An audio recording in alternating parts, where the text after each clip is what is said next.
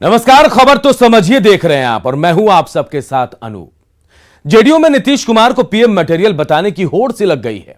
केसी त्यागी और ललन सिंह के बाद जेडीयू संसदीय बोर्ड के अध्यक्ष उपेंद्र कुशवाहा ने भी नीतीश कुमार को पीएम मटेरियल बताया है।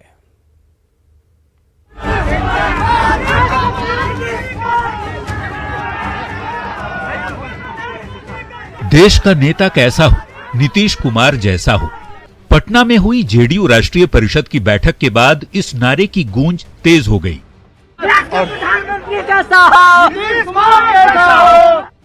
पूर्व सांसद और जेडीयू के प्रधान महासचिव केसी त्यागी ने कहा कि नीतीश पीएम मटेरियल है।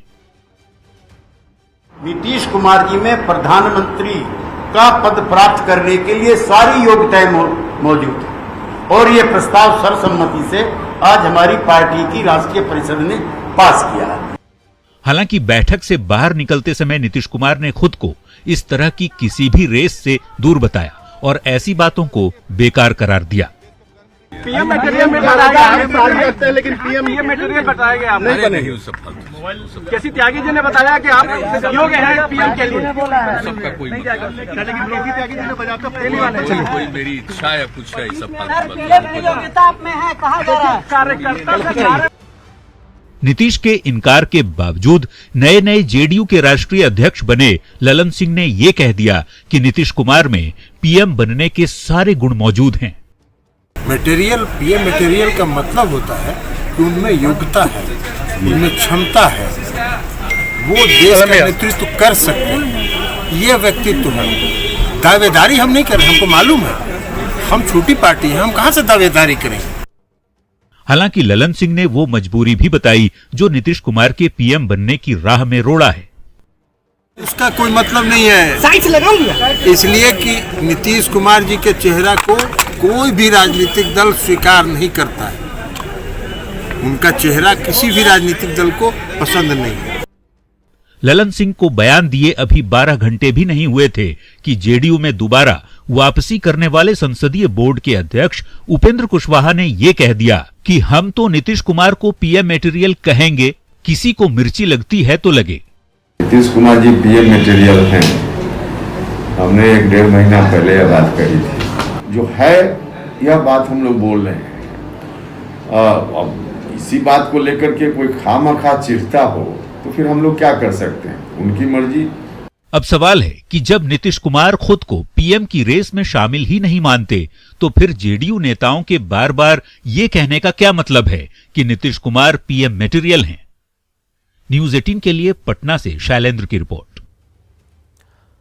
और अब इस खबर के मायने को समझते हैं कि आखिर नीतीश कुमार के बार बार मना करने के बाद भी जेडीयू के नेता क्यों उन्हें पीएम मटेरियल बता रहे हैं।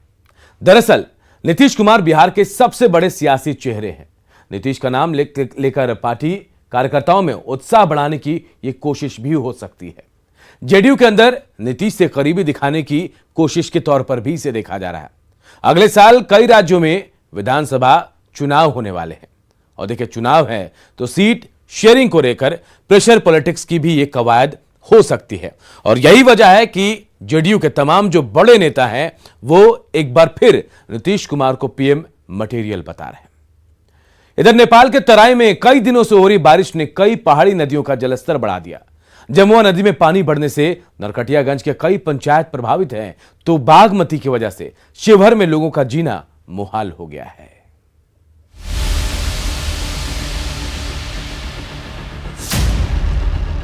जन्माष्टमी पर बाढ़ लीला देखी। घुटना से ज्यादा पानी और पानी में कंधे पर साइकिल टांगे बेबस इंसान। बाढ़ से पैदा हुई ये बेबसी यहीं खत्म नहीं होती। एक और तस्वीर देखी, कंधे तक पानी और पानी के बीच कंधे पर सामान लाद कर ले जाता ये शख्स। तस्वीरें बेतिया के नरकटियागंज की।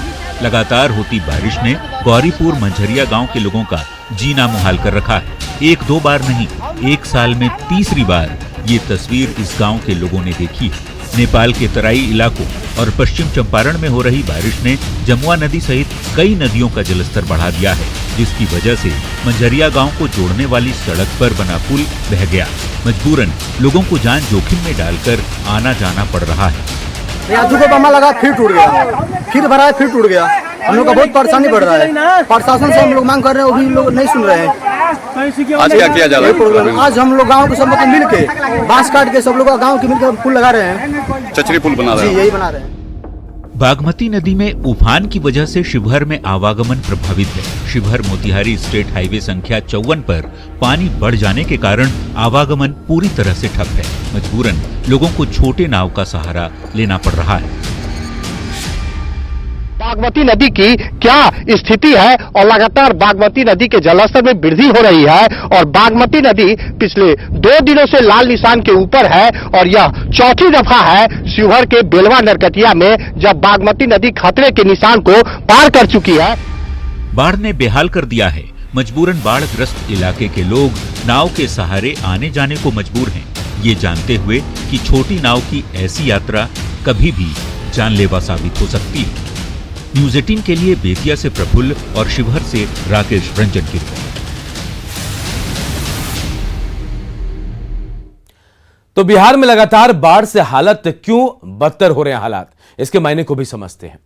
दरअसल नेपाल की तराई में कई दिनों से बारिश हो रही है और इस बारिश की वजह से कई पहाड़ी नदियों का जलस्तर लगातार बढ़ता ही जा रहा है।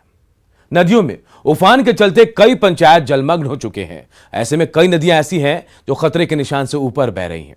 नदियों में उफान से कटाव की स्थिति बन गई है और कई ऐसे इलाके भी हैं जहां पानी तो नहीं पहुंचा था, लेकिन जब नेपाल में बारिश हुई तो जो पहाड़ी नदियां उफान पर आई उनकी वजह से उन इलाकों तक भी पानी पहुंच गया, जिससे लोग अब परेशान हैं।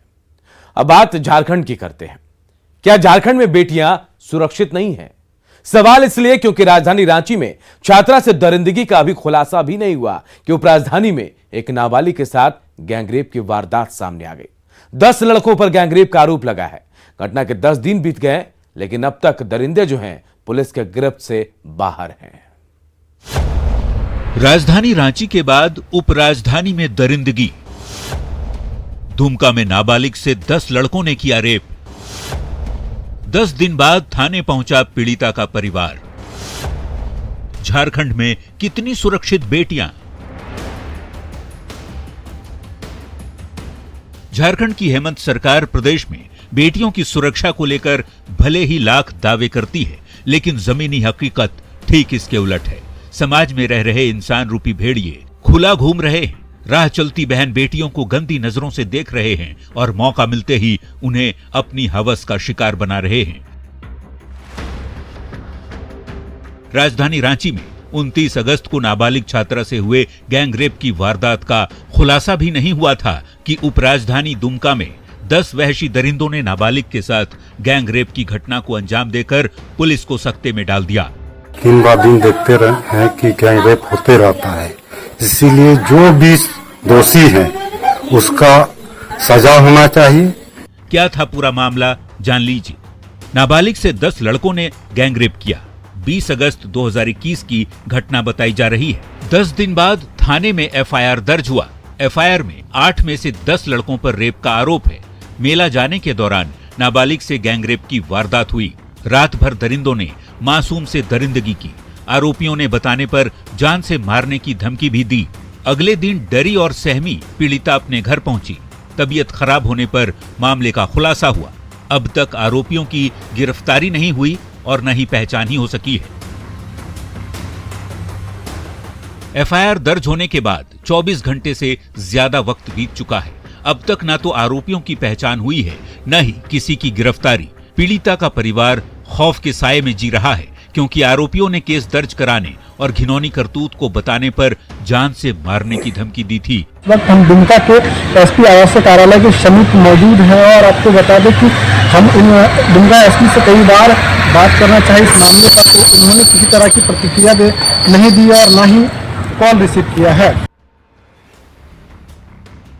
दुमका में दरिंदगी की ये कोई पहली वारदात नहीं है। 4 साल पहले यानी दिसंबर 2017 में भी एक महिला के साथ 17 लोगों ने गैंगरेप किया था। आंकड़ों के मुताबिक प्रदेश में हेमंत सोरेन की सरकार आने के बाद महिलाओं के साथ दरिंदगी की घटनाएं बढ़ी हैं। हेमंत सरकार में 1300 से भी अधिक दुष्कर्म की घटनाएं अब तक सामने आई हैं। आंकड़ों के मुताबिक प्रतिदिन 5 महिलाओं के साथ दुष्कर्म होता है, जो हैरान और परेशान करने वाला है। न्यूज 18 के लिए दुमका से नितेश कुमार की रिपोर्ट।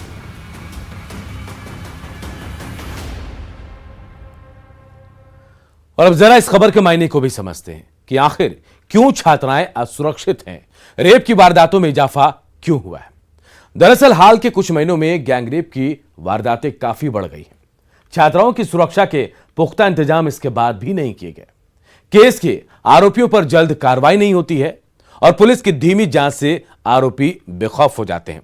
तो जाहिर सी बात है, अगर पुलिस का खौफ नहीं होगा तो ऐसी अपराध जो ऐसी घटनाएं होती रहेंगी और यही वजह है कि एक के बाद एक अपराधी ऐसी घटनाओं को अंजाम दे रहे हैं। चले बढ़ते आगे।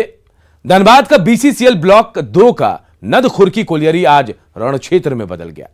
कोयला उठाव के विवाद में बाघमारा विधायक ढुल्लू महतो और प्रदेश कांग्रेस के कार्यकारी अध्यक्ष जलेश्वर महतो के समर्थकों में भिड़ंत हो गई।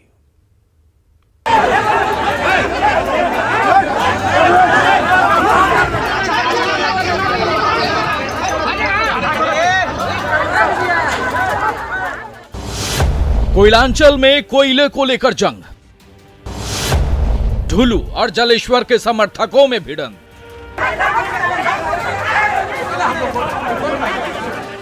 धनबाद का नदखुर्की कोलियरी रण क्षेत्र में तब्दील हो गया। कोयला उठाव को लेकर बाघमारा विधायक ढुल्लू महतो और कांग्रेस के कार्यकारी अध्यक्ष जलेश्वर महतो के समर्थक आपस में भिड़ गए। बहस से शुरू हुआ विवाद धक्का मुक्की में बदल गया। पुलिस बीच बचाव की कोशिश करती रही, लेकिन लोगों का आक्रोश कम होता नजर नहीं आया। माले ने विधायक ढुल्लू महतो पर गंभीर आरोप लगाए हैं कि यहाँ रंगदारी बराबर हम किए हैं, अभी भी रंगदारी हम करेंगे। रंगदारी जीवन भर यहाँ किया है, रंगदारी करना चाह रहा है। घटना की सूचना पर विधायक ढुल्लू महतो भी कोलियरी पहुंच गए। वहीं बाघमारा एसडीपीओ निशा मुर्मू भी मौके पर पहुंची। साथ ही बड़ी संख्या में पुलिस बल को बुलाया गया।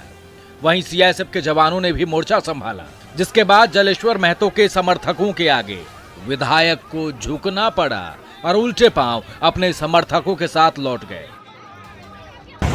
उसी पर यहाँ पे बराबर पुलिस मजदूर पर लाठीचार्ज कर रहा है। विवाद आखिर किस विवाद कुछ थोड़ा बहुत लोडिंग के लेके था, मतलब कुछ लोग यहाँ पे डिस्टर्ब करने का प्रयास कर रहे हैं, तो उसका निराकरण हो ही जाएगा। उसका निराकरण पुलिस अधिकारी को दे दी गई है, जिला प्रशासन को दे दी गई है, इसका निराकरण बहुत जल्दी। तो उसको आखिर दम पे जाने का कोयला लोड करते हैं, उनका अपना डीओ लगा हुआ है, वो भी लिफ्टिंग कर रहे हैं, विधायक होकर लिफ्टिंग कर रहे हैं, उनको सब नहीं लग रहा है। कोयलांचल में कोयला लोडिंग में वर्चस्व को लेकर जंग कोई नई बात नहीं है। इसे लेकर जनप्रतिनिधि और उनके समर्थकों में अक्सर भिड़ंत और मारपीट होती ही रहती है। फिलहाल नदखुर्की कोलियरी में कोयले का उठाव शुरू हो गया, लेकिन इलाके में तनाव जारी है। संजय गुप्ता, न्यूज 18, धनबाद। अब जरा इस खबर के मायने को भी समझने की कोशिश करते हैं कि क्यों दोनों नेताओं के समर्थक आमने सामने आ गए। दरअसल धनबाद में कोयले के खदान को लेकर वर्चस्व की लड़ाई दशकों से चलती आ रही है। बाघमारा के विधायक ढुल्लू महतो पर रंगदारी से जुड़ा केस भी चल रहा है। लंबे समय से कोयला खदान पर वर्चस्व की लड़ाई चलती आ रही है। कोल माफिया को सियासी संरक्षण मिलने से विवाद यहां बढ़ता जाता है। कांग्रेस नेता जलेश्वर महतो भी ढुल्लू महतो के इलाके से भी आते हैं और यहां कोयले के उठाव को लेकर कई बार गैंगवार भी हुआ, खूनी रंजिश भी सामने आई, तो कईयों की जान भी चली गई और यह दशकों से अब तक होता ही आ रहा है। गीतकार शैलेंद्र को लेकर न्यूज 18 की मुहिम का बड़ा असर हुआ है। बिहार के मुख्यमंत्री नीतीश कुमार भी हमारी मुहिम में शामिल हो गए। नीतीश ने ट्वीट कर शैलेंद्र को नमन किया। अपने ट्वीट में नीतीश कुमार ने लिखा, भले ही शैलेंद्र का जन्म रावलपिंडी में हुआ, लेकिन उनका दिल हमेशा बिहार के लिए धड़कता रहा। वो साधारण लोगों के लिए असाधारण गीत लिखते थे। शैलेंद्र के गीत ने शोषितों, वंचितों को आवाज दी। बिहार की मिट्टी के लाल मशहूर कवि, गीतकार और फिल्मकार शैलेंद्र जी को उनकी जयंती पर शत शत नमन। ऐसे में पूरी संभावना जताई जा रही कि बिहार के इस लाल को जल्द ही सम्मान मिल पाएगा। तो न्यूज 18 की मुहिम का बड़ा असर हुआ है। न्यूज 18 की मुहिम के बाद भोजपुर के अख्तियारपुर गांव में महान गीतकार शैलेंद्र की जयंती मनाई गई। गीतकार शैलेंद्र का पैतृक आवास भोजपुर के इसी अख्तियारपुर गांव में है। हालांकि गांव के लोगों को यह भी पता नहीं था कि इतनी महान शख्सियत का संबंध उनके गांव से है। न्यूज 18 की मुहिम के बाद गांव के लोगों को जानकारी मिली और उन लोगों ने केक काटकर शैलेंद्र की जयंती मनाई।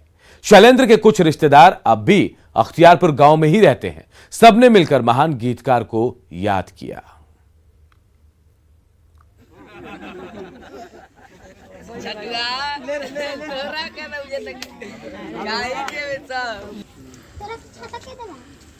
आप लोग भी एक दूसरे को खिलाइए।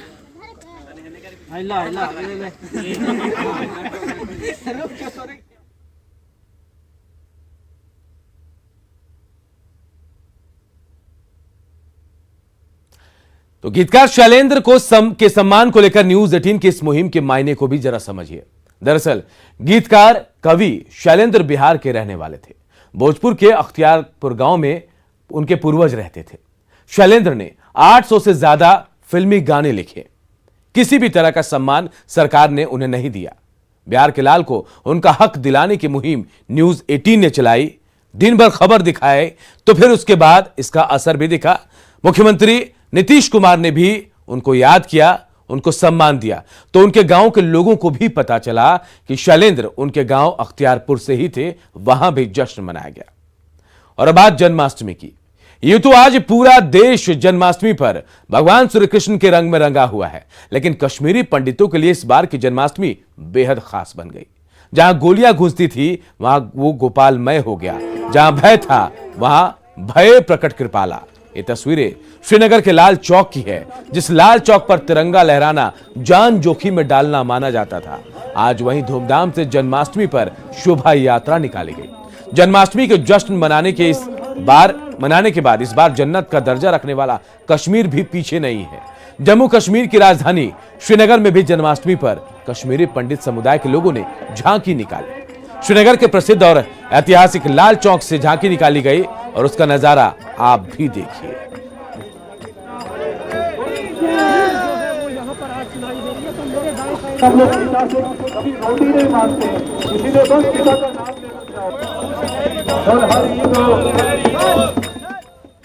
और देखिए इन तस्वीरों को। श्रीनगर के सड़कों पर कृष्ण भक्त कैसे नाच रहे हैं, झूम रहे हैं। भक्ति में झूम रहे हैं ये भक्त, गिरधारी के गुण गा रहे हैं, हरि के जयकारे लगा रहे हैं। श्रीनगर में जन्माष्टमी के इस कार्यक्रम के लिए सुरक्षा के कड़े इंतजाम किए गए।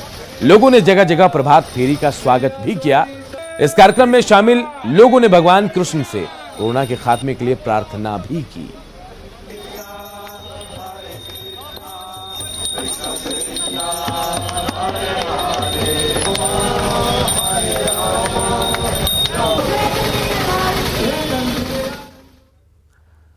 और दुनिया का सबसे बड़ा लाइव रेसिपी शो, इसे अब तक 200 करोड़ से ज्यादा व्यूज मिल चुके हैं। पिछले 500 दिनों में 3,300 से अधिक रसोइयों ने शो में 2900 से ज्यादा लाइव व्यंजन तैयार किए हैं।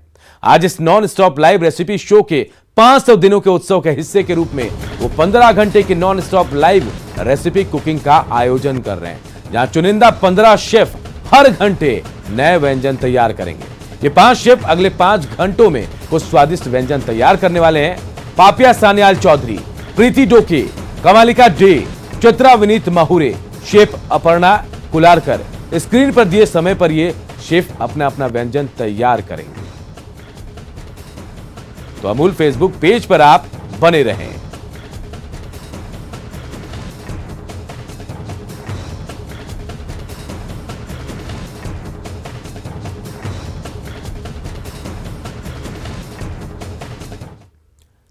और इस बुलेटिन में इतना ही, लेकिन खबरें लगातार जारी है। बने रहिए न्यूज 18 बिहार झारखंड के साथ।